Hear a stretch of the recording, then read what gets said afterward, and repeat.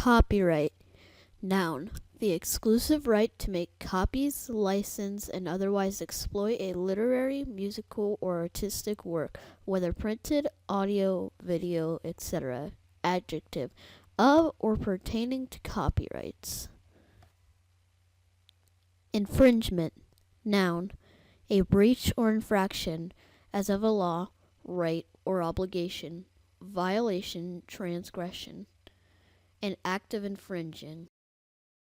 The first Copyright Act in 1790 stated that the maximum amount something was allowed to be copyrighted before renewal was 14 years. This act lasted until 1831, when the 1831 Copyright Act was set in place of the 1790 Act. The 1831 Copyright Act stated that you could have something copyrighted for 42 years without renewing the copyright. The renewal term changed again in 1909, when you didn't have to renew the copyright for 56 years. According to the Graph Information, the acts of 1962 through 1974 ensured that any copyright in any work in its second term as of September 19, 1962 would not expire before December 31st, 1976. The 1976 Copyright Act stated that the duration of the owner's copyright lasted the author's entire life and for 50 years after the author's life. The Sonny Bono Act then said that the copyright would last the author's whole life and 70 years after the author's life. The chart is assuming that if you copyright your work at 35, die at 70, and 70 plus years, which would be the duration of the copyright on the chart.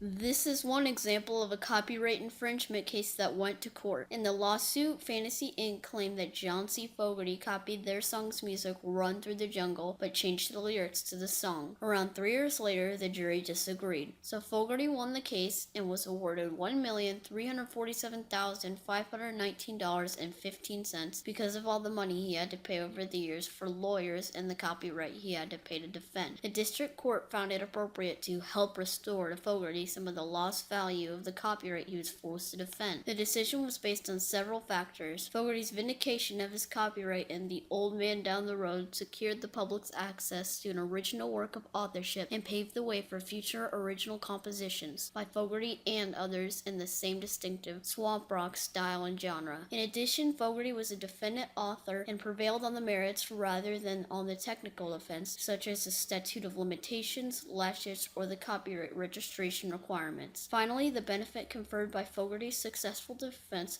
was not slight or insubstantial relative to the cost of litigation, nor would the fee award have too great a chilling effect or impose an inequitable burden on Fantasy, which was not an impecunious plantee. However, the next case I will talk about did not go to court. This case is Queen and David Bowie versus Vanilla Ice. This case is about Queen and David Bowie's song Under Pressure and Vanilla Ice's song Ice Ice Baby. Queen and David Bowie listened to the hit song Ice Ice Baby and realized it sounded substantially similar to their song Under Pressure. Pretty much any music fan couldn't help but notice the undeniable similarity. The bass line is extremely similar but slightly different to Under Pressure.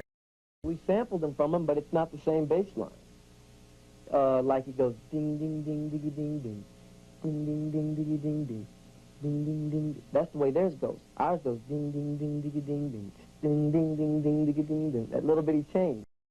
Vanilla Ice ended up paying royalties to Queen and David Bowie to dodge going to court. Vanilla Ice also gave David Bowie and the members of Queen credit for writing Ice Ice Baby. Vanilla Ice couldn't bear to lose his most popular song. He was on Billboard Hot 100 as #1 for the entire week of November 3rd, 1990. What Vanilla Ice was saying basically is that he added a pickup note, which changed the bass line a small amount. If you look at the sheet music, you can see. Under Pressure goes 8th note, 8th note, 8th note, 16th note, 16th note, 8th note, 8th note. While Ice Ice Baby does the same thing for the first measure, but then goes 8th note, 8th note, 8th note, 8th note, 16th note, 16th note, 8th note, 8th note. Basically, all he does is add a pickup note. If you don't want to say it in technical terms, it's basically what Vanilla Ice said.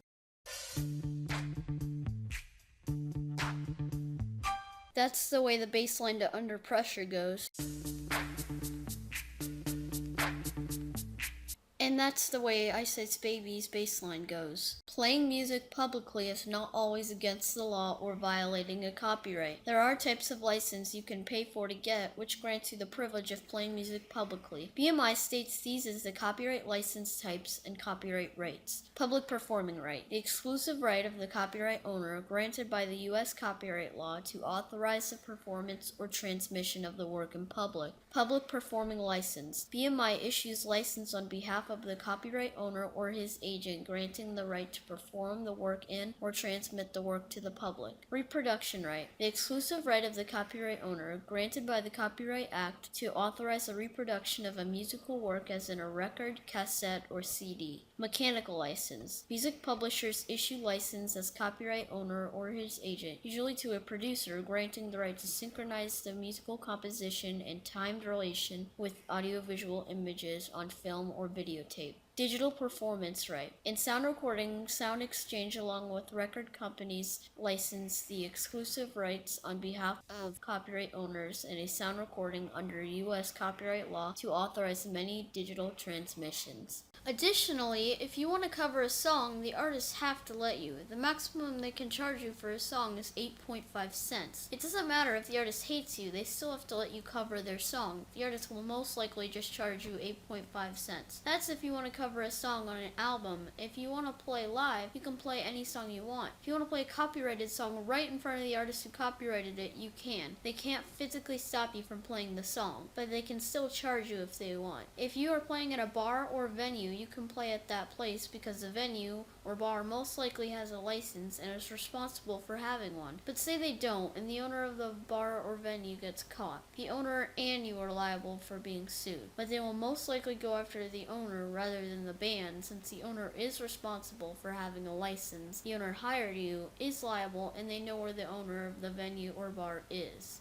There are different types of plagiarism. One is subconscious plagiarism. Subconscious plagiarism is when someone unintentionally or subconsciously copies something, thinking they made it up their own. Like George Harrison when he wrote My Sweet Lord. He subconsciously wrote My Sweet Lord, which was filed for infringement by Bright Tunes for copying He's So Fine by the Chieftains. Even though George Harrison didn't know he copied, he still had to pay $1,599,987 of his earning to Bright Tunes. Illegal downloading and piracy have been issues for a while now. Digital music, videos, and software are being illegally downloaded. File shares are allowing people to search pirated software packages. There are networks where you can request and receive digital transmission of copyright sound recordings from other people using the network. When someone requests a song and they receive it, that illegal file is now downloaded to that person's computer. It is illegal to upload copyrighted material without permission. The consequences can be up to 5 years in prison or a $250,000 charge, even if that person didn't make any money off of uploading that illegal file. Even if the person is a minor, that still doesn't matter. They may even put the blame on the minor's guardian. The charges can even get to their parents if they are not aware that their child is stealing. There are new forms of copyright alert systems to prevent illegal downloading, like the copyright alert system. If a person illegally downloads something, that person gets a notice saying that they are participating in an illegal act. Each time that person illegally participates in an illegal act, they will be sent more severe copyright alerts. People will not get arrested, but they can eventually be put into a copyright education program if they participate in illegal downloads too often. There's also the Mark Monitor anti-piracy, which prevents piracy by using these steps. The system detects the problem by monitoring movies, music, games, ebooks, and software, pre- and post-release, monitors all major P2P networks, cyberlocks, live and video stream sites, and monitors video linking sites, blogs, and news groups. It verifies and gathers evidence, it enforces and reports.